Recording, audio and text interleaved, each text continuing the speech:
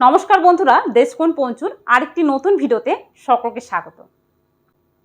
গর্ভাবস্থায় ডেলিভারির আগে ঠিক কেমন ধরনের সাদাসাপ নির্গত হয়, কোন ধরনের সাদাসাপ নির্গত হলে বুঝবো যে ডেলিভারির সময় চলে এসেছে, এই ধরনের প্রশ্নটা প্রায় বেশিরভাগ মায়েদের ক্ষেত্রে, বিশেষত যাদের ক্ষেত্রে ডেলিভারি ডেট সামনে। তো চলুন আজকে ভিডিওতে এই বিষয়ে আলোচনা করব। তো আজকে ভিডিও মূল আলোচনা হলো গর্ভাবস্থায় ডেলিভারির আগে ঠিক কেমন ধরনের সাদাসাপ নির্গত হয় এবং এই সাদাসাপ নির্গত হওয়ার ঠিক কতক্ষণ পরে ডেলিভারি ব্যথা ওঠে, এবং শেষের দিকে আলোচনা করব যে এই সময় ঠিক কোন ধরনের সাদাসাপ দেখলে দেরি না করে ডাক্তারের কাছে যাবেন। ভিডিওটা শেষ পর্যন্ত দেখুন, আশা করি আপনার জন্য অনেকটা হেল্পফুল হবে। তার জন্য অবশ্যই ভিডিওটা ভালো লাগলে, ইনফরমেটিভ মনে হলে বেশি বেশি শেয়ার করুন, পারলে একটা লাইক করুন, আর যারা এখনও পর্যন্ত চ্যানেলটাকে সাবস্ক্রাইব করেননি সাবস্ক্রাইব করুন। চলুন ভিডিও মনে বেশি যাওয়া। তো দেখুন, সাধারণত গর্ভাবস্থা 9 নম্বর মাস থেকেই ডেলিভারি যে প্রসেসটা সেটা কিন্তু শুরু হয়ে যায়। এই সময় থেকে দেখবেন যে প্রায় বেশিরভাগ জনের ক্ষেত্রে বাচ্চা হেড ডাউন পজিশনে চলে আসে, মানে বাচ্চা মাথা নিচে পা উপরের দিকে করে নেয়।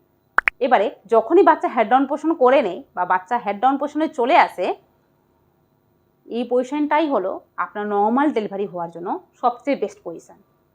কারণ বাচ্চা হেড ডাউন পজিশন থাকলে বাচ্চা খুব সুন্দরভাবে বাইরের দিকে বেরোতে পারে। সেক্ষেত্রে আপনার ক্ষেত্রে বাচ্চা এখনও পর্যন্ত হেড ডাউন পজিশন এসেছে কিনা এটা অবশ্যই লক্ষ্য করুন। কী করে বুঝবেন, এই বিষয়ে চ্যানেলে ভিডিও আছে, ডিটেলসভাবে শেয়ার করা রয়েছে, দেখে নিতে পারেন।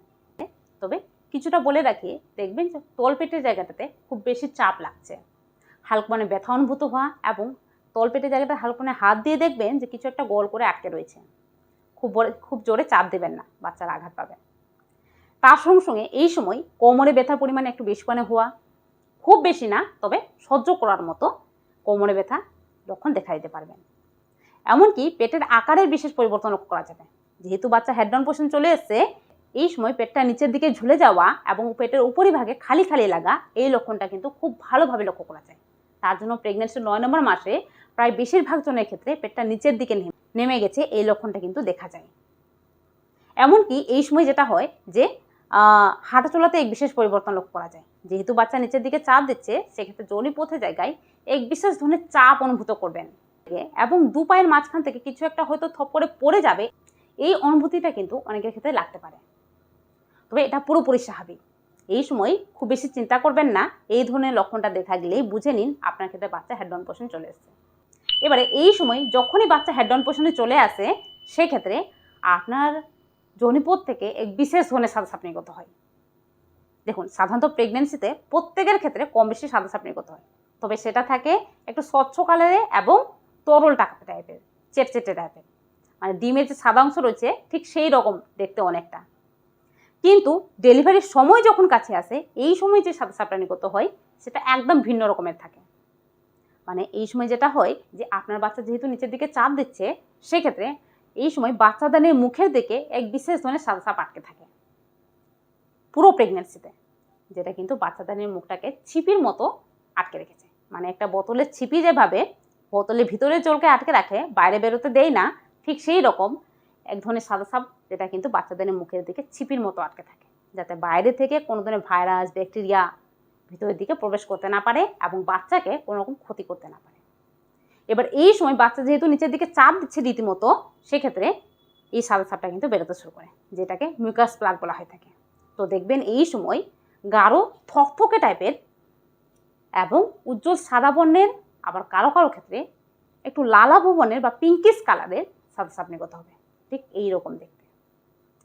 এই ধরনের সাদাসাপকে বলা হয় ব্লাডি শো মেডিকেল টার্মে। তবে এই ধরনের সাদাসাপ নির্গত হলেই বুঝবেন যে আপনার ক্ষেত্রে ডেলিভারির সময় চলে এসেছে। তবে কতক্ষণ পরে ডেলিভারি ব্যথা উঠে, দেখুন সাধারণত সাদাসাপ নির্গত হওয়ার মানে এই মিউকাস প্লাগ নির্গত হওয়ার 2 থেকে 3 দিনের মধ্যে ডেলিভারি ব্যথা উঠে যায়। আবার অনেকের ক্ষেত্রে ডেলিভারি ব্যথা ওঠার ঠিক কয়েক ঘন্টা আগেই এই সাদাসাপটা নির্গত হয়।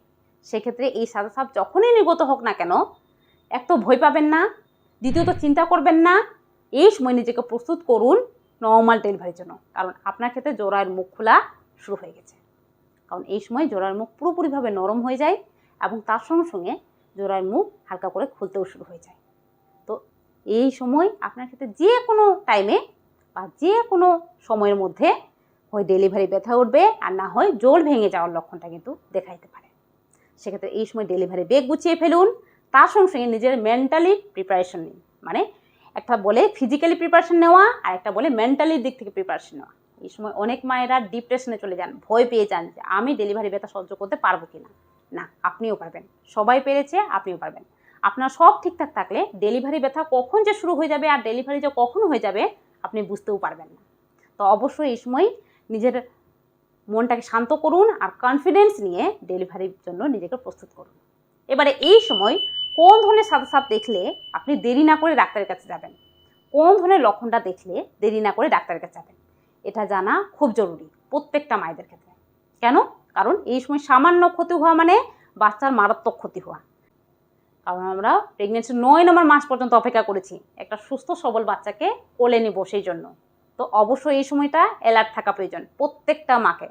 তার জন্য এই সময় বিশেষ কিছু লক্ষণ যেটা কিন্তু অবশ্যই খেয়াল রাখবেন, সেটা হলো আপনার ক্ষেত্রে সাদা স্রাবটা নির্গত হওয়ার সঙ্গে সঙ্গে খুব বেশি ব্লাড নির্গত হচ্ছে বা রক্ত নির্গত হচ্ছে।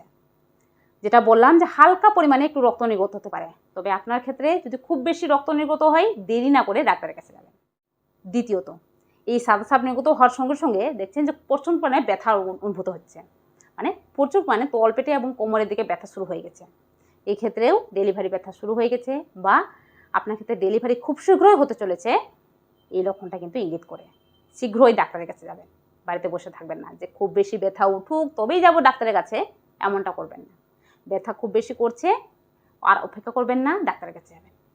তৃতীয়ত, আপনার ক্ষেত্রে সাদা সাপ নির্গত হওয়ার সঙ্গে সঙ্গে দেখছেন সাদা সাপ থেকে কোন ধরনের দুর্গন্ধ বেরোচ্ছে, মাছের আস্তা দুর্গন্ধ বা ডিপের পচা দুর্গন্ধ, এই ধরনের লক্ষণটাও কিন্তু আপনার সাদা সাপে কোনো ধরনের ইনফেকশন হয়েছে বা আপনার যোনিপথে কোনো ধরনের ইনফেকশন হয়েছে এটা ইঙ্গিত করে। এই সময় দেরি না করে ডাক্তারের কাছে যাবেন। অথবা আপনার যোনিপথের জায়গাটাতে কোনো ধরনের চুলকানি অনুভূত হচ্ছে বা কোনো ধরনের রেসেস হয়ে গেছে সাদা সাপ নির্গত হতে হতে, সেক্ষেত্রেও এই সময় ডাক্তারের কাছে যাবেন।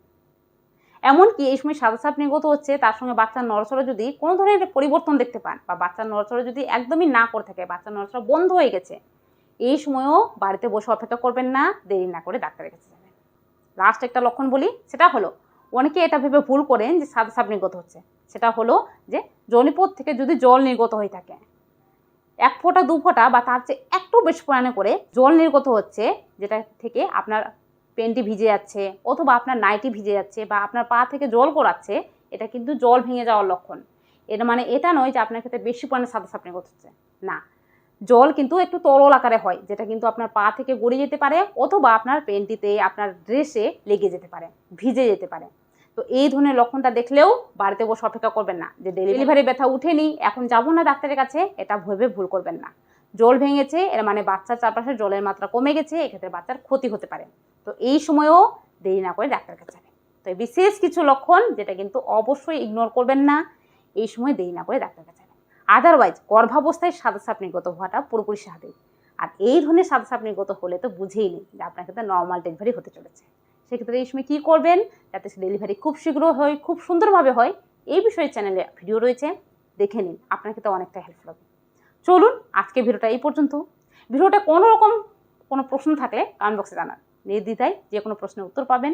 তার সঙ্গে সঙ্গে আজকের ভিডিওটা কেমন লাগলো কমেন্ট বক্সে জানাবেন। তার সঙ্গে সঙ্গে ভিডিওটাকে বেশি বেশি শেয়ার করুন আর অবশ্যই চ্যানেলটাকে সাবস্ক্রাইব না করে থাকলে সাবস্ক্রাইব করে পাশে থাকুন। তো চলুন আজকে এই পর্যন্ত, দেখা হবে আরেকটি নতুন ভিডিওতে। আজকের জন্য টাটা, সবাই ভালো থাকবেন, সুস্থ থাকবেন, সাবধান থাকবেন।